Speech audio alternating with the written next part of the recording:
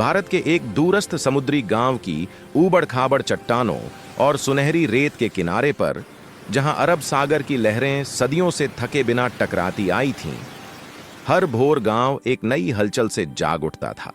लकड़ी की छोटी नौकाएं उगते सूरज की एंबर रोशनी में उथली लहरों पर डोलतीं, अपनी लंबी परछाइयां किनारे पर फैलातीं। हवा में नमक की तेज सुगंध घुली रहती, सीगल पक्षियों की कर्कश पुकारें दूर तक सुनाई देतीं और जाल खींचने की चरमराहट सुबह की लय बन जाती। ताड़ के पत्तों से ढकी झोंपड़ियां और मिट्टी की दीवारों वाले घर किनारे पर कतारों में बसे थे, जिनके फीके रंग क्षितिज की धुंध में खो जाते थे। इस चहल पहल और रौनक के बीच अब एक चेहरा अलग सा दिखता था। नामदेव, 60 से ऊपर के एक बुजुर्ग मछुआरे का चेहरा, जिसकी कभी मजबूत देह अब उम्र और संघर्ष से झुक चुकी थी। अपने जवान दिनों में नामदेव गांव के सबसे फुर्तीले और साहसी मछुआरे थे। कमर पर बंधी सूती धोती, कोहनी तक चढ़ी पुरानी कुर्ती और धूप में तपे शरीर पर प्राचीन समुद्री प्रतीकों के टैटू। तेज निडर आंखें उन्हें तूफानों के बीच भी राह दिखाती थीं। लेकिन अब उनकी पतली होती सफेद लटों के ऊपर बंधा फटा हुआ पगड़ी कपड़ा, गठियाग्रस्त हाथों की कंपी और रेत पर धीमे डगमगाते कदम उनके बदलते वक्त की गवाही देते थे। गहरे समुद्र में उतरना अब संभव नहीं था। वे बस भीड़ के किनारे खड़े होकर लोगों को अपनी अपनी नौकाओं के साथ जाते देखते रहते। उनके तीनों बेटे अब अपने परिवारों में व्यस्त धीरे धीरे उनसे दूर होते गए।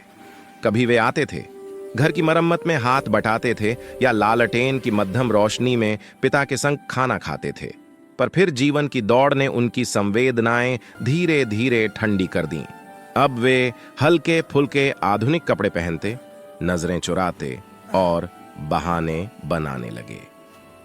जब भी नामदेव किसी से धीमे स्वर में कहते, भाई बस आज साथ चल दो, तो जवाब मिलता, अब्बा हमारी भी जिम्मेदारियां हैं, आप आराम करिए।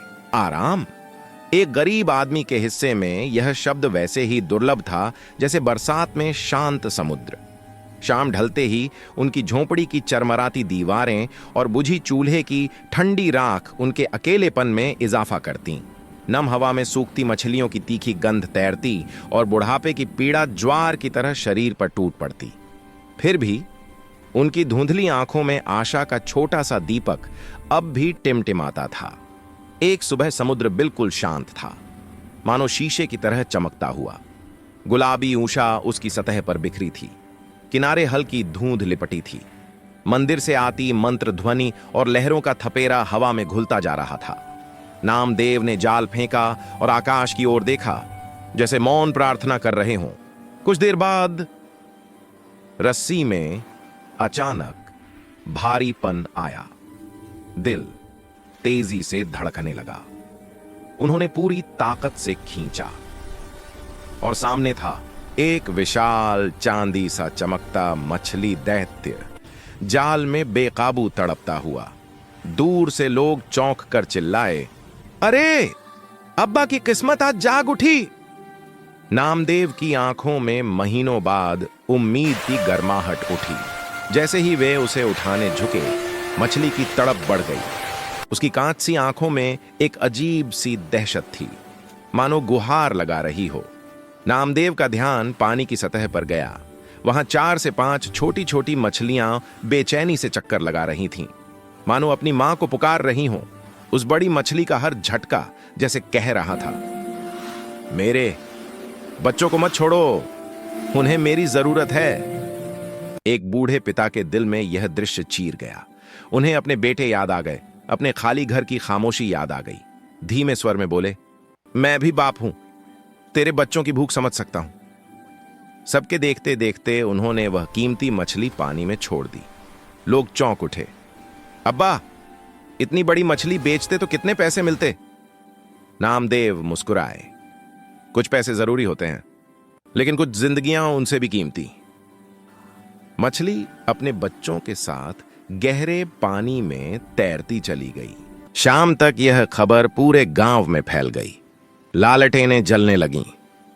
उस रात गांव के मुखिया और कुछ मछुआरे नामदेव के घर पहुंचे। मुखिया ने गंभीर आवाज में कहा, नामदेव, तुमने सिर्फ एक मछली नहीं बचाई, तुमने हम सबको इंसानियत याद दिलाई है। कल से तुम हमारे साथ नाव में चलोगे। नामदेव की थकी आंखों में चमक लौट आई। उन्होंने आसमान की ओर देखा और धीरे से कहा, नसीब बदलता नहीं, बस सही वक्त पर हिम्मत वालों पर मुस्कुरा देता है। कहानी का संदेश, मुश्किलों के बीच उम्मीद, मेहनत और इंसानियत कभी नहीं डगमगानी चाहिए। असली नसीब वही है जहां दया और हिम्मत जीवित रहे, क्योंकि ऐसी भलाई कभी खाली नहीं जाती।